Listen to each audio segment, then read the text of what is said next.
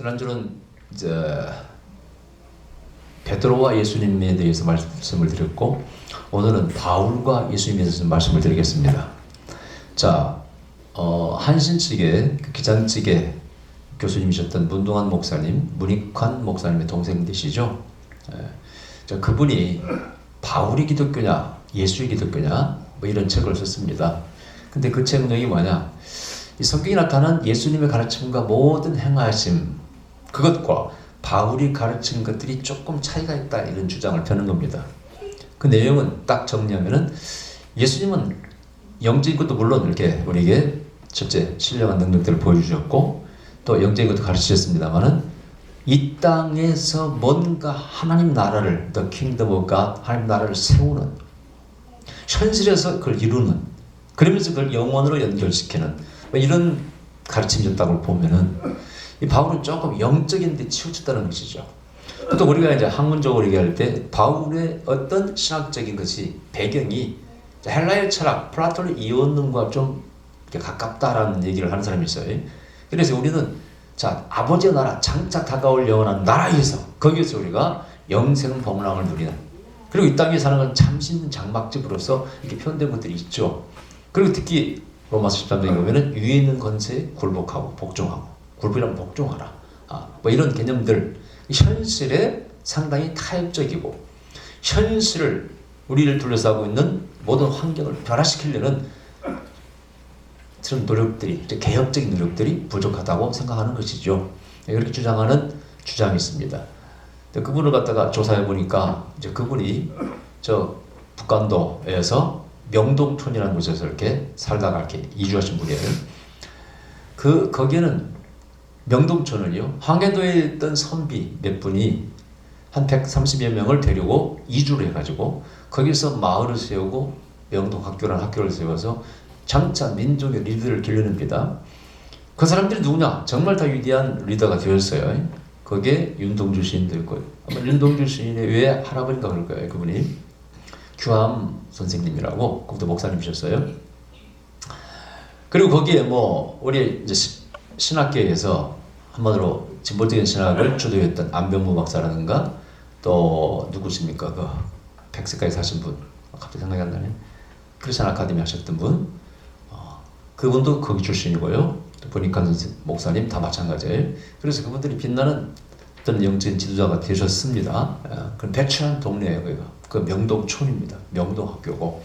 재미있는 것은 스토리가 그렇습니다. 2세대를 교육시키고 싶은데 현대적인 교육을 시키고 싶어요. 그래서 YMCA에서 그때 유명한 어떤 선생님 모시다가 이렇게 교육을 시키는 거예요. 선생님 모시다가. 근데 그분이 크리스찬이에요.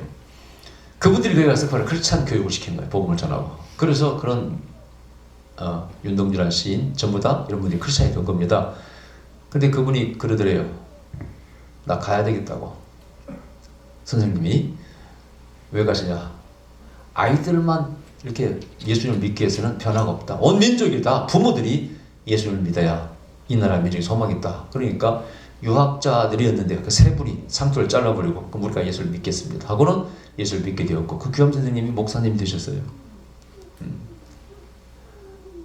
그리고 그분 중에 하나가 이제 문동환 목사님이니까, 이분들은 민족을 위해서 목숨을 바치는 것이 남한으로서는 당연히 삶이 그래야 된다고 가르치는 분들이에요. 거기서 배운 분들은 철저한 민족의식을 가지고 있는 분들이 많습니다. 존경스럽죠, 그분들이 전부 다. 근데 그런 시각에서 볼 때, 그런 렌즈가 낀 분들 볼 때는 영적으로 약간 치우쳤다고 하는 것은 어떻게 보면 세상과 타협하는 것이고, 세상에서 회피하려는, 그래서 내세 다가오는 청년을 우리가 바라보는, 그걸 목표로 신앙생활하는 내세 지향적인 종교가 된다, 그런 얘기죠. 그래서 그런 어떤 렌즈로 볼 때 바울이 예수님과 예수님 가르침과 동떨어져 있다. 그래서 바울이 기독교냐 예수님이 기독교냐 이런 책을 썼다고 그럽니다. 그런데 제가 볼 때, 자, 바울은 오늘 본문 여기서 사명을 하나 받게 됩니다. 이방인을 위한 선교사가 돼요. 너는 복음을 어디나? 이방인이 복음을 전하라. 나중에 성령의 계시를 받고 저 아시아로 가려다가, 저 인도 쪽으로 방향으로 자꾸 복음을 전하려고 하다가 나중에 마케도니아에 부르는 그런 환상을 보고 어디로? 유럽으로 가게 되죠. 그리고 오늘날 유럽 문명의 아버지라는 별명을 듣게 됩니다. 자, 바울이 처해 있는 처지, 이방인들에게 로마가 지배하고 강력한 제국 로마가 지배하고 있는 이방인들에게 복음을 전해야 될 바울 입장에서 과연 정치적으로 세상을 개혁해야 되는 뭐 그런 일을 해야 될 것인가? 아니면 유대 민족에게만 온 메시아, 즉 선민 세상에 입각한 메시아를 가르쳐야 될 것인가?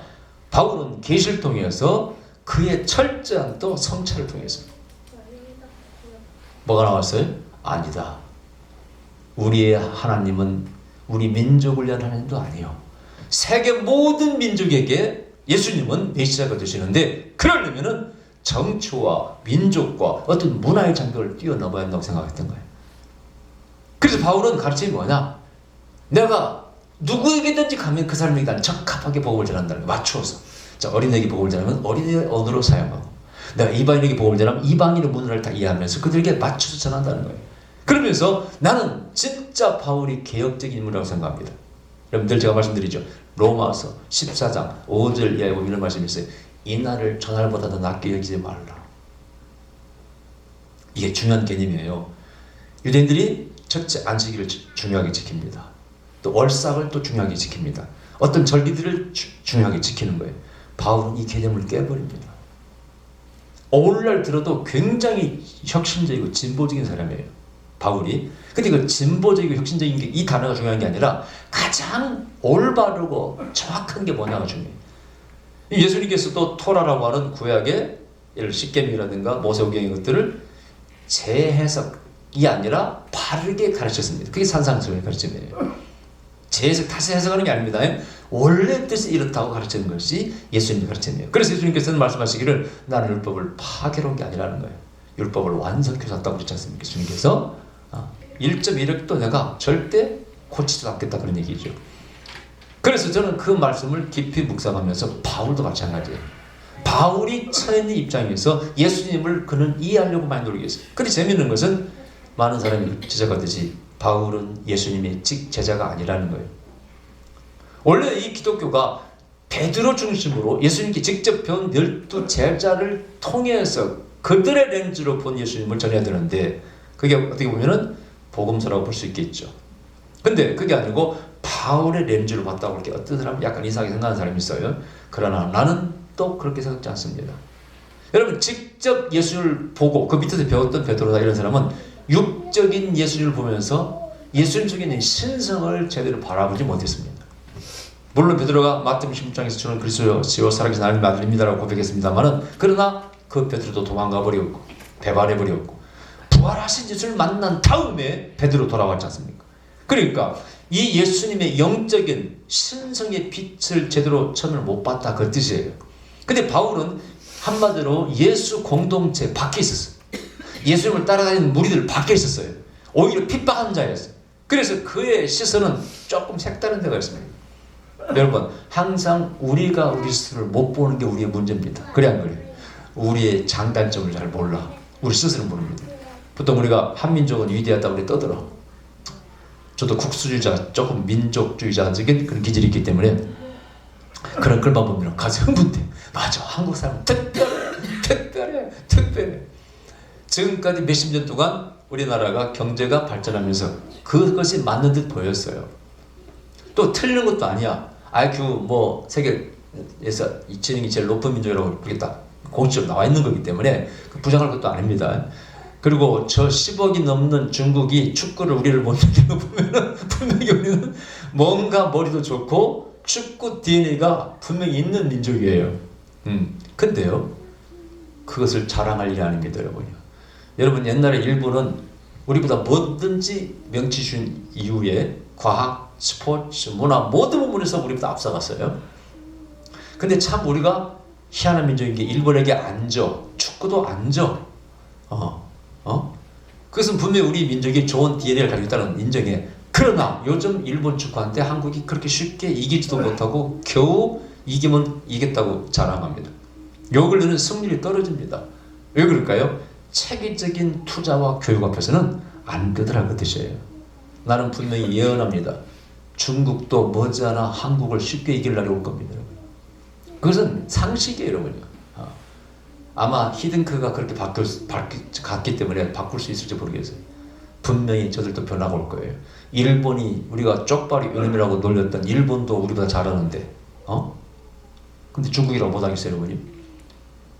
그러니까 우리가 우리 자신을 스스로 정확히 볼 줄 알아야 돼요. 우리 민족이 분명히 우월합니다만 그러다 모든 민족을 다 우리가 제압할 만큼 뛰어난 민족은 절대 아닙니다. 조금 지능지수가 나올 뿐이고 이것은 아마 세종대왕이 우리에게 주신 선물 한글 그 교육 때문이라고도 볼 수 있습니다.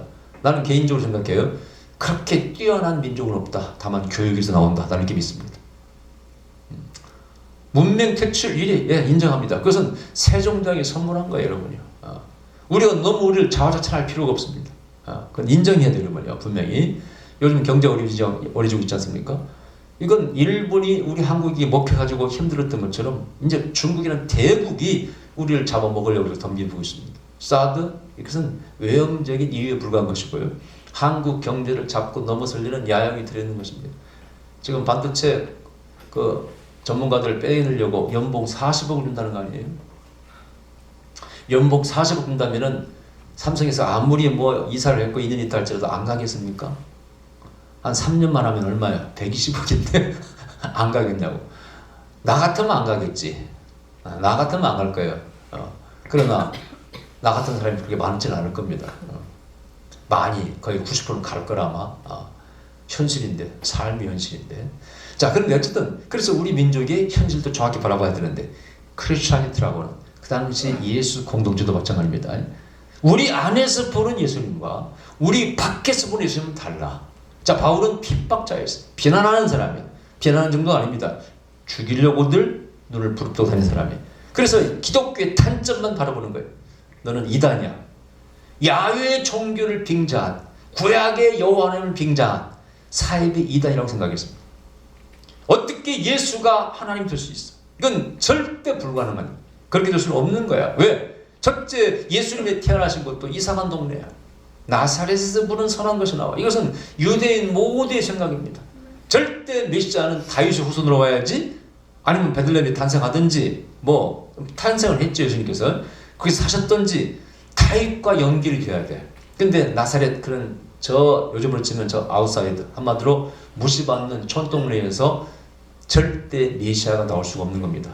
또 예수님의 주 활동 무대는 갈릴리 지역입니다. 거기서는 바로 예루살렘이 중심이었고, 바로 이 이스라엘 나라의 예루살렘이 정치 문화의 중심이었고, 저 시골 동네 아웃사이드, 뭐라고 하죠? 주류가 아니라 비주류라고 하죠. 거기서는 절대 메시아가 나올 수 없어. 그래서 예수님을 아무리 이해하려고 해도 이해할 수 없는 거야. 절대 메시아가 될 수 없는 거야. 이런 세상에 확고히 쩔어있는 사람이에요. 그 다음에 예수님의 가르침 가운데 보면은 거기에 인류가 바로 모두가 평등해. 바로 형제야. 여기는 가난한 자나 부자나 다 평등해. 사랑해야 돼. 이런 개념이 아주 강하셨어요. 근데 이것도 유대인의 선민 세상에서는 도저히 받아들일 수가 없는 거예요. 우리는 뛰어난 민족이야. 유대인들만 위해서 메시아가 존재하는 거야. 그리고 정치적인 메시아로 그들은 오해했습니다. 메시아가 오시면 다윗의 왕조가 다시 회복될 거야. 그래서 이웃에 있는 모든 나라를 제압하고 조공을 받으며 떵떵거리며 살 거야. 이런 정치적 메시아를 다 고대하고 있습니다. 여기에 철저히 바울도 쫄아 있었어, 사실은요.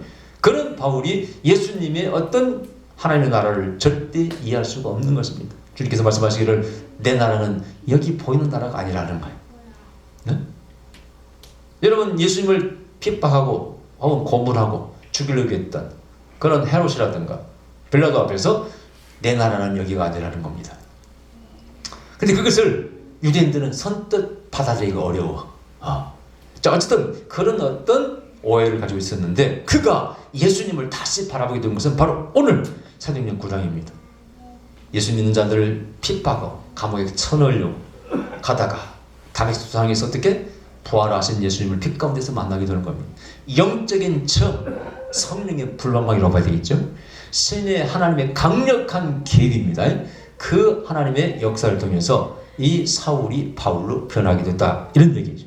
그러면서 이 바울의 모든 우주관, 신관, 모든 것이 변하게 됩니다. 여러분, 바울의 서신 13권이라고 그러죠. 신약의 27권 가운데 13권을 바울이 지었다고 그래요. 그래서 기독교가 바울의 종교를 전하겠다 이런 말을 씁니다만은, 바울이 이해했던 예수님은 어떤 분일까? 첫째는 종족과 민족을 초월하는 분이었습니다. 과거에는 유대교 안에 우리 민족만 했던 바울이 그게 아니라는 걸 깨닫게 됩니다. 왜냐? 예수님은 사역이 저 사마리아 사람들이라든가 이방인에게 복음을 전했지 않습니까? 그것이 바로 저 이사야서 9장에 있는 모든 흑암의 백성들이 빛을 볼 것이며 이 말씀이 이루어지는 거라고 했지 않습니까? 이미 구약에 이방인을 위한 하나님의 구원 계획이 들어있는 것이고 바울은 뭘 깨달았어요? 우리 민족이 모든 인류를 구원할 도구로서 제사민족으로 부름받았구나. 이걸 깨닫게 된 거예요. 그게 이미 어디에? 출애굽기에 19장에 기록되어 있지 않습니까? 너희가 내 명령을 지키려 하면 너희는 나의 제사민족이 되어서 거룩한 백성이 되어서 어떻게? 토라 하나님의 말씀과 즉 하나님을 전해야 되는 도구로 쓰임받을 것이다. 이것이 제가 말씀드렸죠. 성막이 둘레에 세 지파씩 12지파가 배치됐는데 이것은 성막을 지키라는 것이 아니라 그 안에 있는 하나님이 바로 말씀이 진리가 12지파를 통로로 해서 전파되도록 배치한 배치도라고 말씀드렸습니다. 하나님은 당신 스스로 법궤를 지킬 만한 능력이 있는 하나님이시고 그것을 실제로 블레셋에게 법궤가 빼앗겼을 때 누가 그걸 빼앗은 것이 아니라 하나님 당신이 독종을 일으키고 질병을 일으켜서 그 다음에 다곤 신전에 그 법궤를 두었을 때 아침 자고 일어났더니 다곤 신전의 신상들이 다 부서져 있어요. 그걸 보고 그 블레셋 무당들이 사제들이 그걸 알고 나중에 그 베스메스의 전년원소를 통해서 수레시를 보내지 않습니까? 이때 사람이 그 법궤를 가져온 게 아닙니다. 이스라엘 장군이 와서 가져온 게 아니에요. 하나님 스스로가 법궤를 찾아오셨죠. 아멘. 아멘. 그래서 그 법궤 주위에 이스라엘 민족 12지파를 배치한 배치도는 바로 그것을 의미하는 것이죠. 어쨌든 이 바울이 그런 자기 사상의 변화가 와요. 우리가 잘못 하나님을 믿었구나. 우리는 너무나 우리 민족적인 그런 배타적인 시각으로 우리 하나님을 이해했구나. 예수님을 통해서 깨닫게 된 것이죠. 그러면서 네 사명은 뭐라고? 이방인을 위한 너는 도구야. 너는 이방인에게 복음을 전해야 돼. 이것은 사도행전에서도 베드로와 배치되는 거였어요. 베드로는 이방인에게 복음을 전하는 걸 부끄럽게 여기고 두려워했습니다. 그래서 이방인에게 밥 먹다가 바울이 들키자 도망가 버렸습니다. 그런 베드로였어요. 그러나 바울은 그게 아니라 이방인도 하나님의 창조, 하나님의 창조물이요 사랑받는 자녀들이요 구원해야 될 하나님의 자녀들이라는 것을 확실히 깨닫게 된 것이죠. 네. 그래서 그는 자신 있게 이방인에게 복음을 전합니다. 이거야말로 개혁 중의 개혁 아닙니까? 제가 볼 때 문노한 박사님 이런 분들은요 이걸 놓친 것 같아요. 바울이 무엇을 하려고 그랬던가? 우리는 개혁이 꼭 정치적으로만 뭔가 개혁하고 낮은 자들, 약한 자들 있으면 뭔가 액션을 취하고 데모하고 이런 것을 개혁이라고만 생각합니다. 당연히 할 것은 해야 되겠고 바울이 사랑하라 특히 교회 내에서 가난한 자를 사랑하라 배려하고 부자들이여 너희들 고기만 먹고 가난한 자들 앞에서 좋은 것만 먹고 너희들끼리만 그렇게 먹지 말라 수차례 강조하고 있잖아요. 고린도 전후세 보면은요 이 교회 안에 생활할 때 약한 자의 배려가 얼마나 많이 나옵니까? 그러니까 바울이 절대 가난한 자를 무시하는 사람이 아니에요. 자기 스스로가 평생을 바울은 가난하게 산 사람입니다. 텐트 메이커로서 텐트를 고치고 만들면서 그리고 돈을 벌면서 성경을 후원 받고 특히 빌립보 교회에서 후원을 많이 받으면서 그는 평생 가난한 자가 되어서 수굴고비를 수없이 넘기면서 복음을 했던 사람이에요. 절대 바울은 부자의 편이 아닙니다. 다만 현실적인 문제 앞에서 정치 권력 앞에서 이들과 정민들 충돌하며 복음을 전할 것인가 아니면 그들에게 영적인 감화를 통해서 그를 변화시켜서 삶을 변화시키고 정치와 경제와 모든 걸 변화시킬 것인가 바울은 이쪽 편을 택한 것이죠. 저도 그것 때문에 고민한 사람이에요. 제가 여러분 늘 말씀드렸습니다만 저는 평생 많이는 안 했지만 데모를 몇 번 제가 하고 다녔지 않습니까? 그 중에는 약한 자를 위한 데모도 있었고 정치 제도를 바꾸기 위해서 민주화운동 6월 투쟁은 신학생 때는 정치 제도를 바꾸려고 하면 노력이 있었고 또 어떤 것을 위해서 데모하고 다니고 목사가 되어서 부흥사가 되어서도 토요일마다 데모하고 다녔지 않습니까? 저도 현실 정치라기보다는 현실을 개혁해야 된다는 개혁주의 사상이 굉장히 강한 사람이에요, 여러분. 그런 저를 하나님께서 예언자가 되게 하셨고 성령 세미나를 20년 전에 하게 하시고 예언하게 되고 부흥사가 되어서 지금까지 다니게 되었습니다만 저는 부흥이 다니면서 데모하고 다녔잖아요, 여러분요. 제 마음속에 항상 어떤 명제가 있어요. 종교는 영혼도 구원해야 되고 삶을 세상을 변화시킬 수 없는 종교는 있으나만 하는 종교다. 그런 종교는 없어야 된다. 지금도 그런 원칙이 변함이 없습니다. 다만 그러면 어떻게 현실에서 그걸 어떻게 실천할 것인가 이게 문제예요. 자 그럼 맨날 데모하고 살 것인가? 누가 한번 그러더라고요. 드디어 6.29선이 있었습니다. 그때 내가 장신대장에 있을 때인데, 그때 이제 전두환 잡으러 가자고 또 대마자고 막 날 부추기는 사람이 있어요. 나보고 김준환님 또 가서 갑시다. 저 전두환 잡으러 갑시다. 그래서 막 집 앞에 데모하는데 우리도 가서 하자고 그러더라고. 그랬어요. 영어로 하면 let them go. 그들이 가게 해. 이게 무슨 뜻입니까? 그건 대학생들이 가서 하게 해. 우리 실학생들이 사사건건 나설 때가 아니야. 나 지금 공부해야 돼 이제. 나는 내 본업이 있어. 해야 될 일이 있어. 내가 뭐 정치인 될 사람이야? 이미 그는 꺾였고 정권이 바뀌었기 때문에 꺾였고 결국은 저 자기 후계자에 의해서 저기 백담사 가지 않습니까? 근데 또 깜빡하게 되는 것이고 역사는 그렇게 올 것인데 내가 신학생이 맨날 그러면 현장에 가서 그 데모만 하고 있어야 돼? 그게 옳은 거야. let them go. 그들이 가서 하게 해. 나는 공부해야 돼. 나는 또 하나님의 영광을 해야 될 일 있잖아. 그래서 나는 안 간다고 그랬어. 늘 나는 모든 앞장서는 사람이니까 아마 그 친구는 이상하게 생각할 가능성이 있어요. 변했나? 김전수사가 변했나? No. 그때 바짝 서들어서 민주운동 할 때는 해야지. 그래서 지금 바짝 서들어서 시작생이 나가야 된다. 그래서 학계 데모를 주동하고 구급기들 개최하고 제가 다 뒤에서 다 교수님들 다 끌어내가지고 개최하고 제가 대표 기도하고 그랬었습니다만은 그러나 그때는 그때가 아니야. 아무 때나 나서는 게 아니야. 이게 현실이 여러분. 우리 어떤 것이 옳은 것이 있을 수 있어요. 그러나 그 옳은 것이 아무리 옳다고 한들 그것을 위해서 모든 걸 다 올인한다. 그것이 결코 옳은 것은 아닙니다. 그럴 때가 있고 안 그럴 때가 있다. 그 뜻입니다. 자, 그래서 저는 안 나갔어. 이게 현실이라는 뜻이에요. 바울은 그것을 알고 있다. 그 뜻이에요. 아마 그 문동환 교수님도 훌륭한 분이죠. 민주운동도 하셨고 아주 그 가문이 위대한 가문이죠. 그 한국교회. 근데 그러나 그분이 다 옳은 것은 아닙니다. 마주해야 할 현실이 다르다. 그때 사람의 렌즈가 다 다릅니다. 자, 그러면서 바울은 뭘 깨달아요? 바울이 자기 유대교의 문제를 깨달았습니다. 아까 배타적인 자기 민족이 최우선인 선민세상 틀렸다는 걸 알았습니다. 그 다음에 그들이 금과 옥주처럼 입던 어떤 나를 지키는 것이 우리 신앙에서 진리 안에서 종교 안에서 그게 옳은 것이 아니라는 걸 깨달았어요. 이 날보다 저 날을 낮게 여기지 말고 그 날을 중요하게 여기는 그 사람 마음 자세에 따라서 어떤 날인지 중요하게 여기면 그 날이 중요한 날이 된다. 이게 바울이 가르칩니다. 그 앞에 13장도 마찬가지입니다. 전부 다 바울이 가르쳐 보면은요, 우리의 마음에서 정말 우러나오는 하나님에 대한 충성, 거기서 어떤 액션이 나올 때 그것은 모든 것이 옳은 것이지 정해져 있는 거 의무적으로 하는 바리새파적인 그런 율법 준수가 결코 신앙이 옳은 것이 아니라는 것을 바울은 분명히 밝히고, 이것은 예수님이 가르침과 바로 일맥상통하는 것입니다. 예수님이 그렇게 하셨지 않습니까?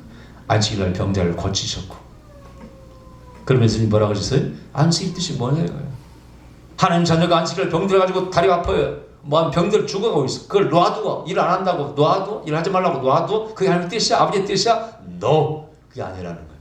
아버지의 뜻은 그를 고쳐야 돼. 이 안식일은 하나님의 생명이 부어져야 돼. 하면 하나님의 은혜가 부어져야 돼. 능력이 부어져야 돼. 경배하는 날은 하나님의 어느인팅이 많은 그 순간이지 결코 바로 누워서 잠이나 자는 그런 날이 아니라는 겁니다. 하나님 축복이 부어지는 날이 바로 안식일 날이라 그 뜻이에요. 아멘. 하나님 영광을 체험하는 날이 그 날이 바로 안식일 날. 여러분 경비의 가장 큰 기면은 시내산에 올라가서 하나님 만나는 거 아니겠어요? 그 영광의 그런 쉐키나의 그 구름 속에서 우리가 하나님을 만나는 것이 최고의 경배 아닙니까? 그 영광 속에 있으면 병자도 고침 받는 겁니다. 모세가 그렇게 변하는 것입니다. 거기 진정한 치유와 변화가 있는 것이 하나님께 경배하는 날이에요. 그게 주일날이라면 당연히 병자를 고치셔야지. 하나님 영광을 나타내셔야지. 그게 예수님의 생각이에요. 그게 바로 바울의 생각입니다. 할렐루야. 틀렸다고 말할 수 없어요. 자, 바울이 또 예수를 만났습니다. 부활하신 예수를 만났어. 고린도서 15장에 보면은 우리가 부활장이라고 말하죠. 바울이 열거합니다. 누구도 다 부활하신 예수를 만났고 예수님 만나줬다는 거예요. 그 중에 만삭되어 낳지 못한 나 같은 어떻게 보면 한번 바라보면 등신 같은 나에게도 주님께서 부활하셨다 하면서 부활을 강조합니다. 그러면서 부활이 없으면은 우리 기독교는 죽어버린 종교예요. 만일 부활이 없으면 우리는 복음을 전하는 다 거짓말쟁이라는 거예요. 그러면서 부활의 확신을 전합니다. 근데 이때 부활이 이제 뭐지? 이 비판하는 사람은 영의 부활만 믿었다는 거예요. No, 나는 그렇게 생각지 않습니다. 바울은 정확히 현실을 인식했을 뿐이에요. 당장 지금 부활의 사건이 휴거 같은 것이 이루어지느냐? 그게 아니라는 것입니다. 이 휴거는 언제 올지 몰라. 그건 아버지만 아시는 것이고. 그래서 그 휴가가 오기 전에 우리는 어떻게? 우리의 육은 어쨌든 땅에 묻히는 것이요. 그때는 우리의 영이 바로 아버지 앞에 간다고 믿는 것입니다. 아멘. 그것을 얘기하는 것이지 절대 영으로만 믿는 육체나 이것의 실제적 영혼이 사는 부활을 믿는 것이 아니라 영으로만 믿는 그런 비판이 틀렸고 바울도 분명히 영으로도 믿었고 우리의 영육이 완전한 영체가 되어서 부활의 날에 하늘나라에 임할 때 영원히 영생 복락을 누린다고 하는 우리 성경이 가르친 기독교 가르침과 틀리지 않았다는 것을 저는 확신합니다. 저는 항상 이런 생각을 야 바울은 정말 존경스러운 분이다. 특히 고린도전서 12장 13장에서 12장은 은사를 얘기합니다. 13장은 사랑을 강조합니다. 로마서 12장도 은사를 강조하고 13장은 사랑을 강조합니다. 패턴이에요. 바울은 항상 은사를 강조하고 신령한 은사를 부정하지 않았습니다. 바울은 방언, 예언들, 신유도, 최고 어떤 은사도 반대하지 않았어요. 오히려 은사를 받으라고 너희가 신령한 은사 하나님께 받은 은사를 따라 하나님께 일꾼이 되었다 이런 고백을 합니다. 특히 고린도전서 2장에 보면 뭐라고 하면 자기는 은사를 가지고 사도의 그 권세를 나타내고 지금까지 봉사한다고 늘 강조하고 있습니다. 이것은 균형 잡힌 시각이에요, 여러분요. 오늘날 기장적인 문제가 뭡니까? 은사를 부정합니다. 미어 방언하면 우습게 봅니다. 누가 옳은 거예요? 이건 심각한 오류입니다. 그런 시각에서 렌즈를 끼니까 그렇게 바라볼 수밖에 없는 거예요. 바울은 지극히 올바른 시각을 가지고 있어요. 예수님 당신이 이 땅에 오셔서 죽은 자를 살리고 병든 자를 고치고 수많은 이적을 행하셨습니다. 예언하시고 우리는 그것을 그대로 이어가는 게 기독교의 아이덴티티 정체성입니다. 바울은 그대로 물려받은 것입니다. 그대로 하신 거예요. 그 은사를 주셨고 하나님께서 은사를 주신 분이 누구예요? 하나님 아닙니까? 그래서 절대 그런 은사를 부정하지 않습니다. 다만 은사의 목적은 뭐라고요? 사랑을 위해서 써라. 은사는 사랑의 도구라는 거예요. 은사 가지고 돈벌이를 하지 말라 이런 얘기입니다. 저도 참 고민이 집회가면은 교회가 성도도 없고 힘들어. 그런 교회를 부흥합니다. 그러면 부흥사 입장에서는 어떻게 그 교회를 살려야 돼. 저번에도 집회한 교회는 교회를 문을 닫자고 남편은 그러고 여자 목사님, 부부가 목사님인데 부인은 안 된다. 왜? 힘드니까. 이때 어떻게 해야 되겠어? 부흥사는요. 가서 소망을 줘야 돼. 물론 예언도 소망을 줍니다만은 좀 참석하면 헌금도 나오게 해서 몇 달분 월세라도 나오게 만들어줘야 돼. 에? 부흥에는 헌금도 나와야 돼. 기적도 일어나야 돼. 치유도 있어야 돼. 예언도 있어야 돼. 이게 부흥사의 고민이에요. 물론 여기서 빗나간 사람도 있어요. 너무나 돈을 강조합니다. 저도 소문나기를 돈 강조한다고 소문났어요, 여러분요. 저같이 해도 그래요, 여러분요. 그러고 나중에 성도들 헛소리합니다. 심지어는 인터넷 댓글까지 달아놔. 나보고 사이비구만. 댓글을 달아. 나는 그 교회 10달 못 내는 그 월세를 다 헌금 나오기 위해서 해결해주고 사례비 쭈끌만큼 받아왔어. 그 내용은 모르고 그때 그 참석했던 어떤 성도가 사입이라고 적어놔. 야, 참 고민이에요, 여러분이. 그때는 부흥이 하고 다니기 쉽지 하고 부흥사 하고 싶지 않을 때가 한두 번이 아니에요. 어릴 때보다 오랫동안 부흥하기 싫어요, 여러분이. 하나님께서 저를 갖다가 꼭 가게 만드셔. 여러 가지 방법을 통해서 가게 만드셔. 그러나 이제 갔다 와서 많은 열매가 있으면은 그것에 참 보람을 느끼죠. 근데 현실에는 문제가 있어요.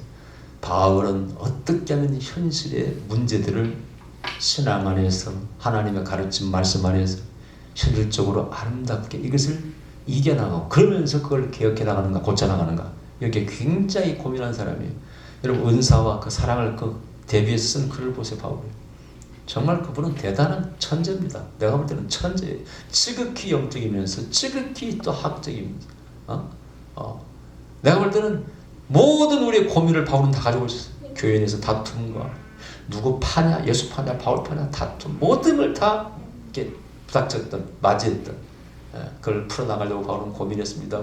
늘 바울은 고민합니다. 그러면서 자기 자리를 죽였어. 나는 예수님의 종이에 불과하다. 복음 전할 때도 대접받는 사람 따로 있고 물주는 자 따로 있다, 심는 자 따로 있고 거두는 자 따로 있다. 그것도 인정하면서 여러 가지 현실 앞에서 마주치는 질 앞에서 그 문제를 타결하려고 무단히 노력한 사람이 바울입니다. 그러면서 바울을 기독교 밖에서 이해한 거예요. 그 이해가 빌립보서 2장 5절 이해합니다. 예수님은 하나님과 본체스나 동등됨을 취할 것으로 여기지 아니하시고 종의 형태를 가져서 인간이 되어서 피조물이 되어서 땅에 오셔서 우리를 섬기고 고로 아버지께서 성부께서 성자를 높이셔서 우리 모두가 다 그 앞에 무릎을 꿇게 했다. 손으로서 악을 이기고 부드러워서 단단함을 이기면서 모든 연약한 지체들이 성령 능력을 받고 저 강력한 악의 조직을 결국 이겨내는 것. 아멘. 그래서 선을 할 때는 피곤하지 말고 낙심치 말라. 계속 선을 행하라. 반드시 내가 승리할 것이다. 아멘. 그러나 우리 육체는 죽음을 피할 수 없고 맞이할 수밖에 없다. 이게 현실이다. 그러나 우리 아버지 나라는 영원한 나라는 분명히 존재하며 우리 땅 위에서 믿음으로 승리하고 그 영원한 나라를 들어가게 될 것이다. 아멘. 그 나라가 바로 우리들의 영원한 집이다. 본향이다. 아멘. 이런 믿음으로 세상을 이겨내라. 아멘. 성령의 능력으로 이겨내고 사랑으로 이겨내고 아멘. 저 청비단 소망으로 이겨내라. 아멘. 우리 하나님은 반드시 살아계시고 아멘. 예수님은 살아계시고 우리 구주가 되신다. 아멘. 나는 그분 때문에 변화됐다. 예수님 아니면 나는 지금도 핍박자가 되어서 있을 것이고 나는 아무것도 아닐 것이다. 내가 받아들이는 것은 오직 하나님의 은혜라. 아멘. 그게 바로 바울의 예수님 관입니다. 할렐루야. 나는 그래서 바울에게 하나님 존경을 보냅니다. 참 대단한 분이었다. 스승과 영성을 겸비한 대단한 분이었다. 우리 현실에서도 타협하지 않고 어떻게든 신앙으로 세상을 지혜롭게 이겨나가며 복음을 전하려고 무지하게 노력했다. 죽을 고비를 수없이 넘기고 얻어맞고 그리고 배교하지 않고 결국 로마에서 목이 잘려서 순교합니다. 누구 때문에? 예수님 때문에. 할렐루야. 그가 도저히 버릴 수 없는 분이 예수님이었어요. 그가 발견한 최고의 진리가 예수님이었어요. 그래서 나는 예수님 안에서 발견되기 위해서 예수라는 목표를 향해서 매일 달려간다. 이렇게 고백을 했습니다. 할렐루야. 여러분 성도들 맞이해서 바울이 예수님을 다시 한번 이런 묵상하시길 주의 이름으로 축원합니다. 기도해 봅시다. 그러신 우리 아버지 감사드립니다. 우리는 바울을 통해서